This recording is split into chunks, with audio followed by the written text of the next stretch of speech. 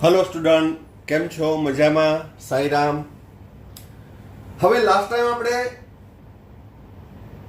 કોષ પોટેન્શિયલ, પ્રમાણિત હાઇડ્રોજન અર્ધકોષ વગેરેની ચર્ચા કરી. એના આધારે કોષ પોટેન્શિયલ શોધવાનું સૂત્ર જોયું હતું કે પ્રમાણિત કોષ પોટેન્શિયલ E નોટ સેલ બરાબર right hand side minus left hand side. તો એ ક્યાં હશે? રિડક્શન પોટેન્શિયલ કેથોડ ઓછા reduction potential anode. Oxidation potential આપ્યું હોય તો એનોડ માઇનસ કેથોડ. અને ત્રીજું સૂત્ર હજી એક આપ્યું હતું, એનોડનો ઓક્સિડેશન પોટેન્શિયલ અને કેથોડનો રિડક્શન પોટેન્શિયલ. તો એ બેનો શું થશે? સરવાળો.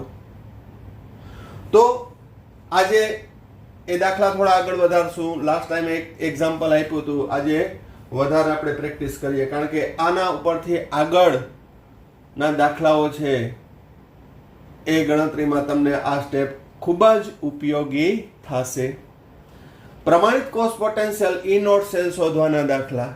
અહીં ઝિંક અર્ધકોષ અને કોપર અર્ધકોષના રિડક્શન પોટેન્શિયલ આપેલા છે. તો અહીં ખાલી કોષ પોટેન્શિયલની શોધશું આપણે, એનું સાંકેતિક નિરૂપણ, કોષ પ્રક્રિયા અને કોષ પોટેન્શિયલ શોધશું. તો અહીં ઝિંકનો રિડક્શન પોટેન્શિયલ કરતા કોપરનો રિડક્શન પોટેન્શિયલ વધુ છે.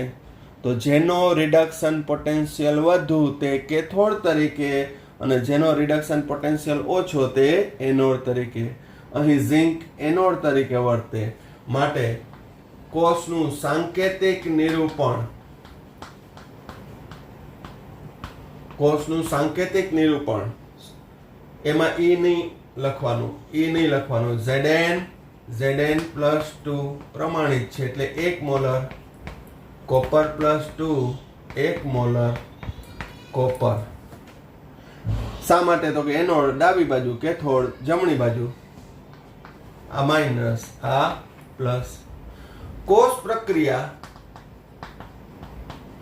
તો કોષ પ્રક્રિયામાં એનોડની હું પેલા લખીશ. તો એનોડ પર શું થશે? તો ધનમાં ડાયરેક્શન મેં કીધું જ છે, left to right, left to right. ઝિંકનું Zn+2 માં ઓક્સિડેશન, કોપર +2 નું કોપરમાં reduction. Zn gives Zn+2 2 electron. અહીં 2 ઇલેક્ટ્રોન ગુમાવે છે તો સામનો કોપર +2 કેથોડ ઉપર 2 ઇલેક્ટ્રોન મેળવે છે. કુલ પ્રક્રિયા Zn પ્લસ કોપર +2 gives, આ રિવર્સિબલ છે એ દર્શાવવું જરૂરી છે. Zn+2 વત્તા કોપર, આ સોલિડ, અહીંયા સોલિડ. આ પ્રક્રિયક થશે, આ નિપજ. લેફ્ટ ટુ રાઈટ, પ્રક્રિયકથી નિપજ. બધી રીતે ચેક કરી શકો કે મારું સમીકરણ સાચું છે કે નહીં. હવે તેનો પ્રમાણિત કોષ પોટેન્શિયલ E નોટ સેલ બરાબર E nought reduction potential of cathode minus E nought reduction potential of anode. E nought reduction potential of cathode એટલે કે copper minus E nought Zn+2 gives Zn. મૂલ્ય મૂકી દો 0.34. આમાં ગાણિતિક રીતે પ્લસ માઇનસની સંજ્ઞામાં ભૂલ નથી કરવાની, નહીં તો જવાબ ખોટો પડી જાય. માઇનસ Zn નું માઇનસ એટલે માઇનસ માઇનસ પ્લસ 0.76 1.10 વોલ્ટ.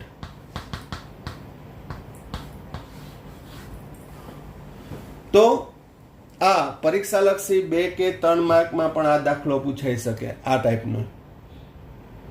આના કરતા ઘણા બધા સારા આવશે, પણ બોર્ડમાં આ પૂછાઈ શકે. સાંકેતિક નિરૂપણનો 1 માર્ક, કોષ પ્રક્રિયાનો 1 માર્ક, પોટેન્શિયલ શોધવાનો, એટલે 3 માર્ક સુધી આ દાખલો પૂછાઈ શકે.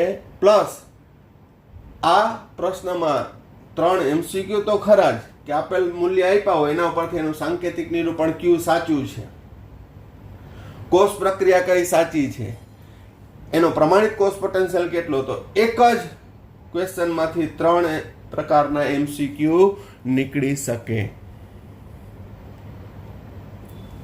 ખ્યાલ આવે છે? ઓકે, ચાલો નેક્સ્ટ દાખલો જોઈએ. ચાલો બીજા બે અર્ધકોષના પોટેન્શિયલના મૂલ્ય આપ્યા છે. પ્રમાણિત પોટેન્શિયલ મૂલ્ય છે એટલે કે રિડક્શન પોટેન્શિયલ મૂલ્ય છે.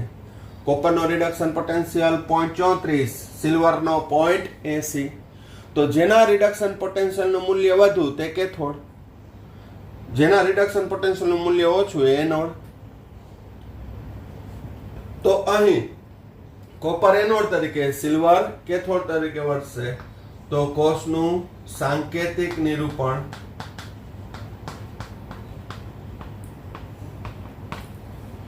ફરી પાછું કહું, સાંકેતિક નિરૂપણમાં ઈ નોટ નહીં લખવાનું. કોપર એનોડ તરીકે એટલે ડાબી બાજુ Cu+2 પ્રમાણિત છે એટલે કે 1 મોલર. ના આપ્યું હોય તો લખી નાખવાનું. સોલિડ ક્ષાર છે તો જોડવાનો જ. Ag+1 1 મોલર Ag, આ માઇનસ, આ પ્લસ. કોષ પ્રક્રિયા, તો કોષ પ્રક્રિયામાં એનોડ ઉપર કોપરનું ઓક્સિડેશન થાય. અહીંયા જ વિચાર લઈએ, કોપરનું ઓક્સિડેશન થી 2 ઇલેક્ટ્રોન ગુમાવશે. Ag+1 નું રિડક્શન થાય છે તો 1 ઇલેક્ટ્રોન મેળવે. તો અહીં એનોડ ઉપર copper solid, copper +2 2 electron. Cathode ઉપર Ag+1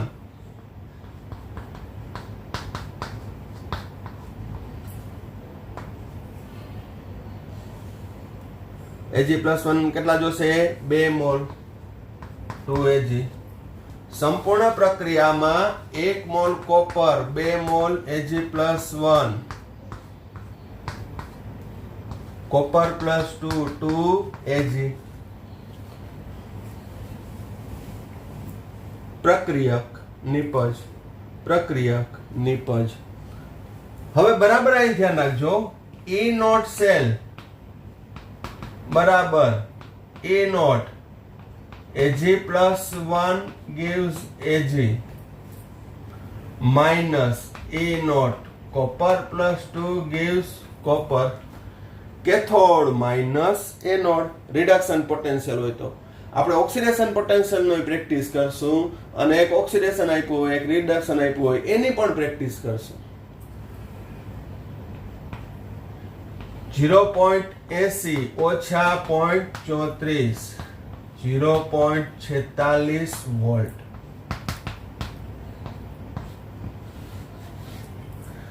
હવે બરાબર ધ્યાન રાખજો, આની અંદર જે હું ચર્ચા કરું આ દાખલાની રીતે તો આપણે ગણાઈ ગયો છે કે કોષનું સાંકેતિક નિરૂપણ તો કે સાચું, કોષ પ્રક્રિયા તો કે સાચી, પ્રમાણિત કોષ પોટેન્શિયલ તો કે સાચું.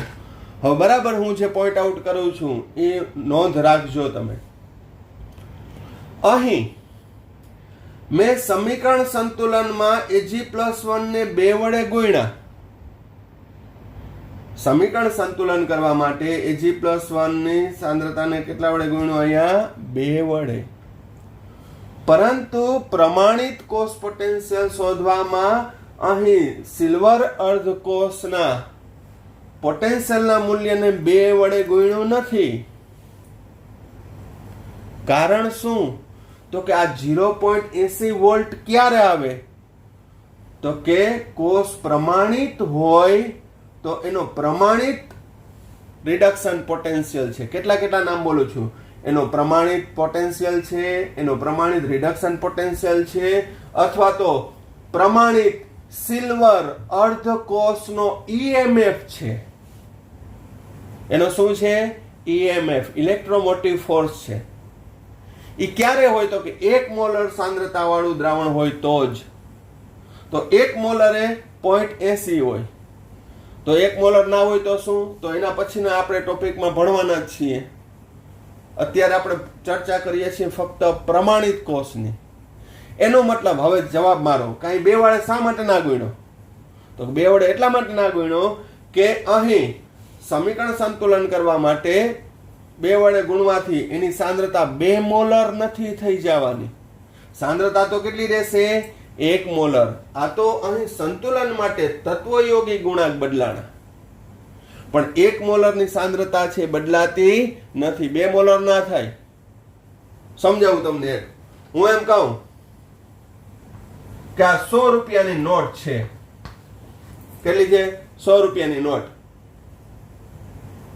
કોઈ એમ કહે કે હું તો તમારી આગળ 300 માંગુ. કાંઈ વાંધો નહીં ભઈલા, બસ 100 ગુણ્યા 3 300 થાય, પણ નોટ 3 થશે. 100 વાળી નોટ તો કેટલી રહેશે? એમ 1 મોલર સાંદ્રતા હોય તો એ 0.80 વોલ્ટ જ રહેશે. અને 2 વડે ગુણી નાખું, 3 વડે ગુણી નાખું તો બરોબર સમજાય છે.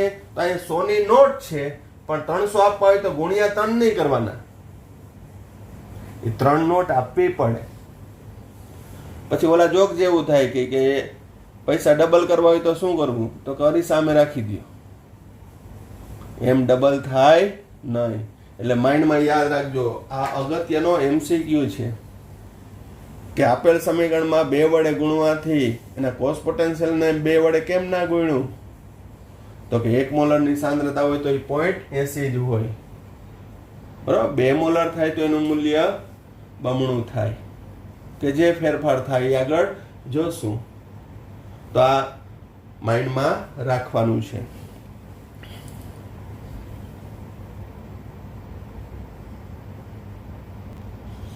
ચાલો નેક્સ્ટ દાખલો.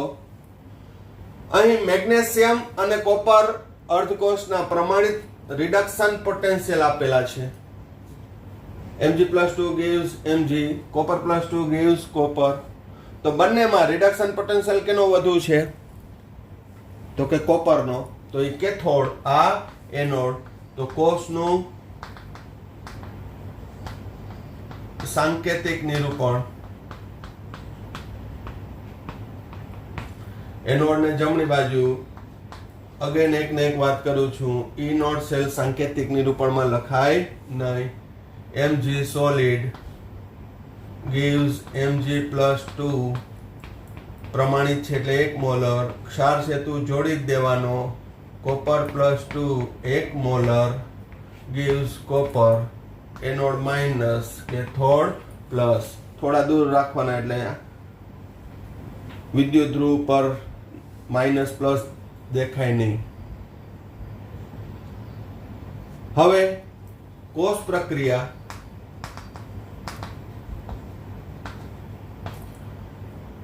Left to right, left to right. Anode ઉપર Mg નું ઓક્સિડેશન પ્રતિગામી પ્રક્રિયા છે એટલે reversible arrow.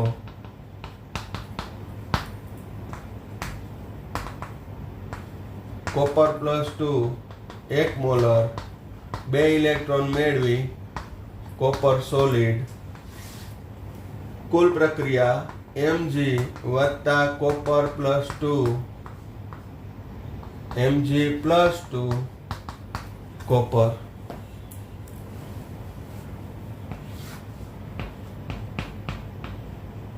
Cell potential E nought direct લખી નાખું. કેથોડ માઇનસ એનોડ એટલે કે copper+2 gives copper માઇનસ E nought. Mg+2 gives Mg. 0.34 minus minus plus 2.37. જવાબ આવશે 2.71 વોલ્ટ. પ્રમાણિત કોષ પોટેન્શિયલ.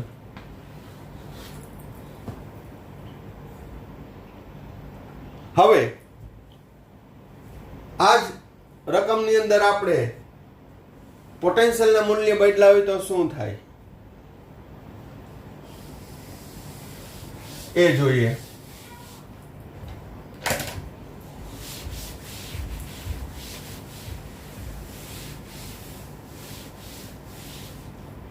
બરાબર ધ્યાન રાખજો. +2 ને બદલે હું અહીંયા કરી નાખું. હવે ઉતાવળમાં તમે એમ કહો કે આ રિડક્શન પોટેન્શિયલ છે તો તમે આને કેથોડ માની લેશો, કારણ કે 2.37 0.34 કરતા વધુ. પણ અહીં જોવાનું આ શું છે?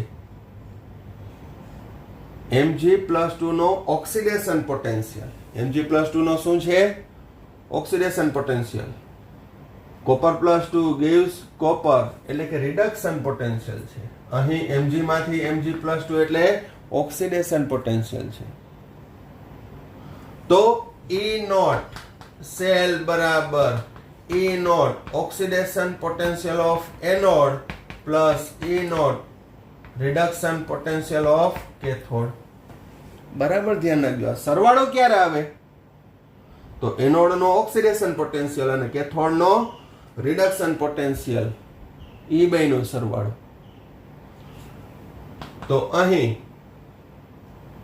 એનોડ છે એ મેગ્નેશિયમ છે 2.37 વત્તા 0.34 2.71 વોલ્ટ. હવે આ જ દાખલામાં બેના ઓક્સિડેશન પોટેન્શિયલ આપ્યા હોય તો બરોબર આ રીતે કરી શકાય. પણ ફરી એકવાર કહી દઉં છું, એનોડ નો કયો પોટેન્શિયલ લેવાનો? ઓક્સિડેશન. અને કેથોડ નો કયો લેવાનો? રિડક્શન. તો એ બેનો કેવો થશે? સરવાળો. તો પણ સાચો પ્રમાણિત કોષ પોટેન્શિયલ મળી જશે. હવે આ જ દાખલામાં આપણે ખબર છે કે E0 સેલ 2.71 જ મળવો જોઈએ, પછી મૂલ્ય ગમે રીતે ટ્વિસ્ટ કરીને પૂછ્યા હોય. E0 Mg+2 2.37 volt. E0 copper+2 -0.34 volt. કેમ? તો કે રિડક્શન પોટેન્શિયલ +0.34 હતું, તો ઓક્સિડેશન કયો કેટલો થશે? -0.34. Mg માંથી Mg+2, કોપર માંથી copper+2 ઓક્સિડેશન પોટેન્શિયલ છે.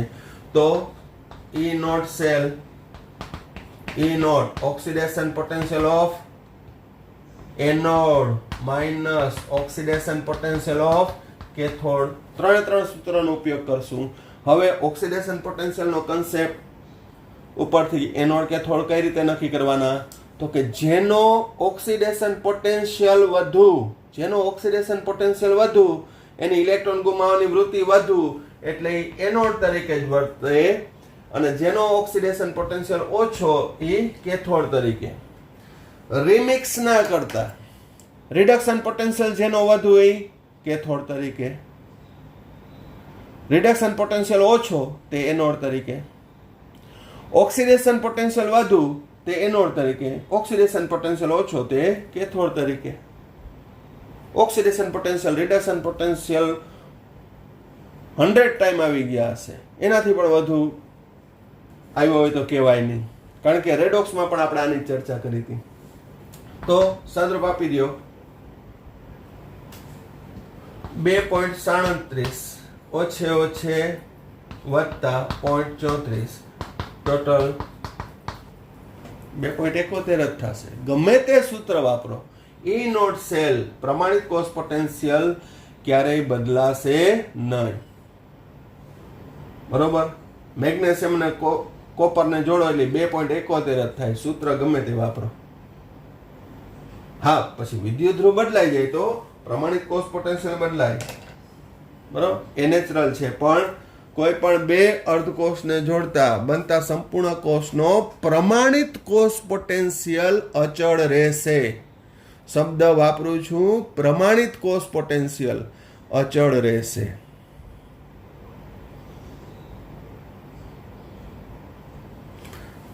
ચાલો નેક્સ્ટ દાખલો જોઈએ. E0 Mg+2 gives Mg -2.37. E0 I2 gives I-1. I2 માંથી I-1 બને છે. 0 માંથી -1 ઓક્સિડેશન ઘટે એટલે કે રિડક્શન પોટેન્શિયલ. +2 માંથી 0 ઓક્સિડેશન ઘટે છે એટલે રિડક્શન પોટેન્શિયલ. હવે આમાં ભૂલ થવી જોઈએ નહીં કે કયો પોટેન્શિયલ છે. ચેક કરી લેવાનું. જનરલી પ્રમાણિત રિડક્શન પોટેન્શિયલ જ આપ્યા હશે, પરંતુ ચેક કરી લેવાનું. હવે કન્સેપ્ટ કે જેનો રિડક્શન પોટેન્શિયલ વધુ તે કેથોડ તરીકે, જેનો રિડક્શન પોટેન્શિયલ ઓછો એ એનોડ તરીકે. તો આનો રિડક્શન પોટેન્શિયલ વધુ એટલે આ કેથોડ તરીકે, આ એનોડ તરીકે. તો સાંકેતિક નિરૂપણ. હવે એક અહીંયા ધ્યાન રાખજો, સાંકેતિક નિરૂપણ. આયોડિન અધાતુ છે, તો અધાતુ છે વિદ્યુત ધ્રુવ તરીકે નહીં વર્તે, તો ત્યાં અધાતુ નિષ્ક્રિય વિદ્યુત ધ્રુવ લેવા પડે, પ્લેટિનમ અથવા ગ્રેફાઇટ. પણ જનરલી શું આવે? પ્લેટિનમ. તો કઈ રીતે લખવાનું બરાબર ધ્યાન રાખજો. અહીંયા આ એનોડ થશે. અગેન એક ને એક વાર ઈ નોટ લખતા નહીં સાંકેતિક નિરૂપણમાં. Mg gives Mg+2 1 molar.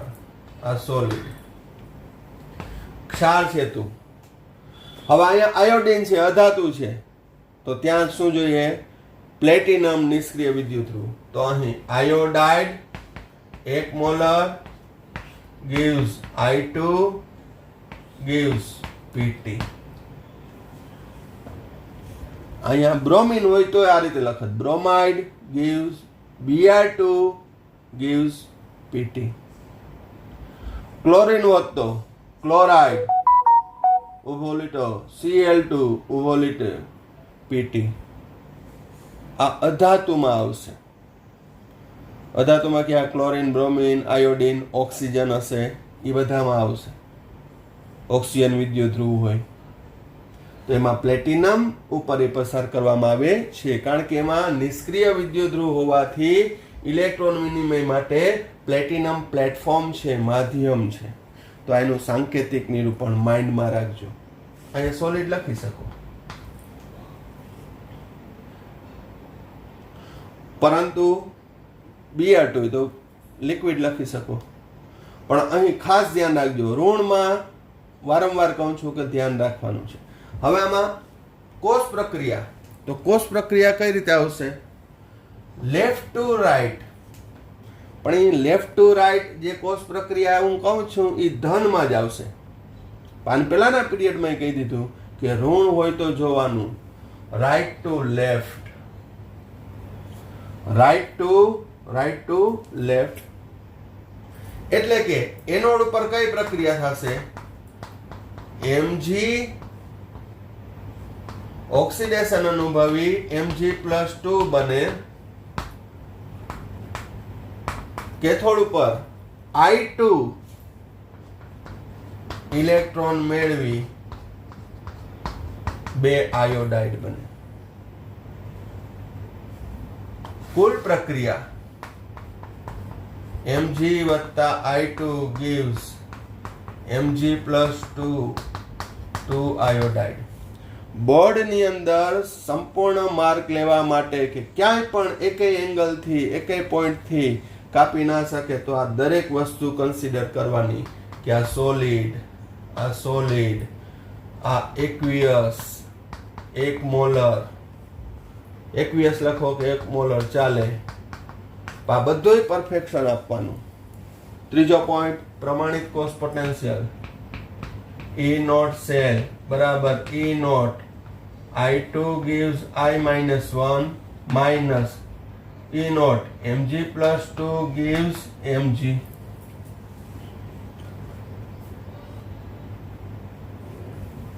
મૂલ્ય મૂકી દો 0.54 માઇનસ પ્લસ 2.37 2.91 વોલ્ટ.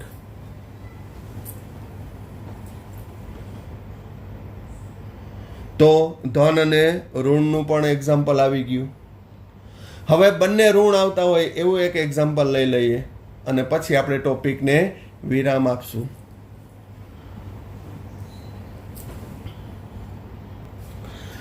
ચાલો, બંને અર્ધકોષ અધાતુ હોય, ઋણ છે એવું એક્ઝામ્પલ. Br2 માંથી Br-1 બનવાની તીવ્રતા એટલે કે રિડક્શન પોટેન્શિયલ, Cl2 માંથી Cl-1 બનવાની તીવ્રતા. હવે જો અહીંયા ધ્યાન રાખો, અહીંયા હું ઋણમાં છે એ ઓક્સિડેશન પોટેન્શિયલ ની અંદર છે કે રિડક્શનમાં છે, એના માટે તો મારે ડાયરેક્શન કયું લેવાનું? લેફ્ટ ટુ રાઈટ જ.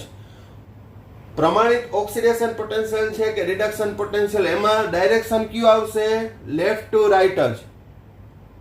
પણ સાંકેતિક નિરૂપણમાં ઋણ હોય તો શું થશે? સાંકેતિક નિરૂપણની અંદર ઋણ આયન હોય તો એમાં ડાયરેક્શન કયું લેવાનું? Right to left. બાકી એ નોટ ના મૂલ્યમાં તો લેફ્ટ ટુ રાઈટ જ આવશે. Left to right, left to right. Br2 માંથી Br-1, Cl2 માંથી Cl-1. પરંતુ કોષનું સાંકેતિક નિરૂપણ ઉપરથી કોષ પ્રક્રિયા નક્કી કરવી આપણે આમાં ક્લિયર થઈ જશે તમને. અહીં બંનેના રિડક્શન પોટેન્શિયલ આપ્યા છે. જેનો રિડક્શન પોટેન્શિયલ વધુ એ કેથોડ, જેનો રિડક્શન પોટેન્શિયલ ઓછો એ એનોડ. તો એનોડ છે આ બ્રોમિન ડાબી બાજુ. હવે બ્રોમિન એ અધાતુ છે એટલે આ રીતે લખવાનું. બરાબર ધ્યાન રાખજો. PT ઊભી લીટી, Br2 લિક્વિડ, Br-1 1 મોલર ક્ષાર સેતુ, Cl-1 1 મોલર ઊભી લીટી, Cl2 ગેસિયસ 1 વાતાવરણ ઊભી લીટી, PT. અધાતુ હોય હાઇડ્રોજન, ઓક્સિજન, હેલોજન તો પ્લેટિનમ તાર જોઈએ. આ ખાસ ધ્યાન રાખજો. આ કોષનું સાંકેતિક નિરૂપણ સંપૂર્ણ સાચું કહેવાય. પ્રેક્ટિસ કરજો. હવે આની અંદર આ એનોડ છે, આ કેથોડ છે, એમાં હું કોષ પ્રક્રિયા કેમાંથી શું બને એના માટે તો ઋણ હોય તો રાઈટ ટુ લેફ્ટ, ધન હોય તો left to right, left to right. ઋણ હોય તો right to left, right to left. ભૂલ જ નહીં પડે. આ રીતે પ્રેક્ટિસ કરશો ને, ચેલેન્જ આપવું, ભૂલ નહીં પડે તમારી. અને ભૂલ ન પડે એના માટે જુદા જુદા કેટલાય મેં પાસા તમને આપ્યા કે સમીકરણ કઈ રીતે ચેક કરવાનું. તો અહીં Br-1 એક ઇલેક્ટ્રોન ગુમાવે તો બ્રોમિન પરમાણુ બને, પણ અહીંયા Br2 બને છે. તો અહીં કેટલા પહેલેથી લઈ લો. 2 બ્રોમાઇડ નું ઓક્સિડેશન થઈ Br2 બને. કેથોડમાં Cl2 રિડક્શન પામી 2 ઇલેક્ટ્રોન મેળવી Cl-1 બને. ક્યાંય ભૂલ નહીં પડે. સંપૂર્ણ પ્રક્રિયા બ્રોમાઇડ વત્તા Cl2 Br2 વત્તા 2Cl-. આયનમાંથી અણુ બને, અણુમાંથી આયન બને. આ નાના નાના પોઈન્ટ હું કહું છું ને કે એમાં શું વળી નવું કીધું. આયનમાંથી અણુ બને, એમાં શું નવું. આગળ જતા આ બધુંય કામ આવશે. કારણ કે હવે એ આગળ જતા એટલે જસ્ટ આના પછી આ ટોપિક પૂરો થાય એટલે નેક્સ્ટ ટોપિકની અંદર આવા નાના નાના એલિમેન્ટ્સની જરૂર પડવાની છે. બહુ ડીપ ટોપિક હવે પછી આવી રહ્યો છે, નર્નસ સમીકરણ. કારણ કે અત્યાર સુધી આપણે શું ભણીએ છીએ? પ્રમાણિત કોષ પોટેન્શિયલ. ચાલો પહેલાનો આપણે પ્રમાણિત કોષ પોટેન્શિયલ પણ શોધી લઈએ. E નોટ સેલ બરાબર E નોટ Cl2 નો રિડક્શન પોટેન્શિયલ ઓછા Br2 નો રિડક્શન પોટેન્શિયલ 1.36 ઓછા 1.09. જવાબ આવશે 0. બાદબાકી કરશો તો 0.27 વોલ્ટ.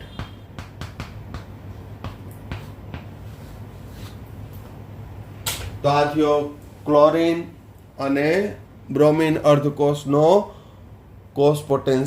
પ્રમાણિત કોષ પોટેન્શિયલ.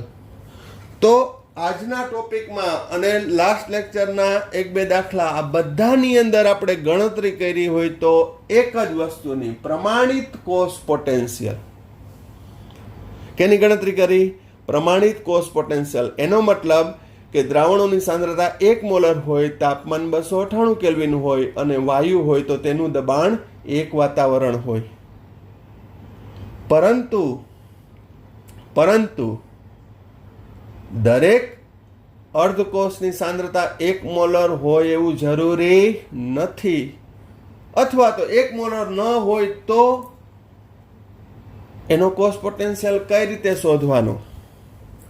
તો એનો કોષને શું કહેવાય? તો કે જેની સાંદ્રતા 1 મોલર ના હોય તેવા કોષને બિન પ્રમાણિત નોન સ્ટાન્ડર્ડ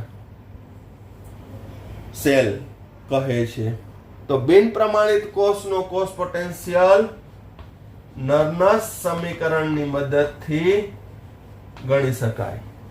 તો આ સમીકરણ શું છે, એની તારવણી કઈ રીતે થાય છે, ખૂબ જ આ ચેપ્ટરનો મોસ્ટ આઈએમપી ટોપિક છે, જેની આપણે ચર્ચા છે એ નેક્સ્ટ વિડીયોની અંદર કરવાના છીએ, કે જે ખૂબ જ અગત્યનો છે. એ એક સેશનમાં પૂરું નહીં થાય, એના 2-3 સેશન જોશે, અને એના પછી એના દાખલાઓ ઘણા બધા. કે આ topic related competitive exam, JEE હોય, નીટ હોય, એમ્સ હોય, ગુસ્સીટી હોય, આ ટોપિક રિલેટેડ ક્વેશ્ચન હોય ને હોય જ.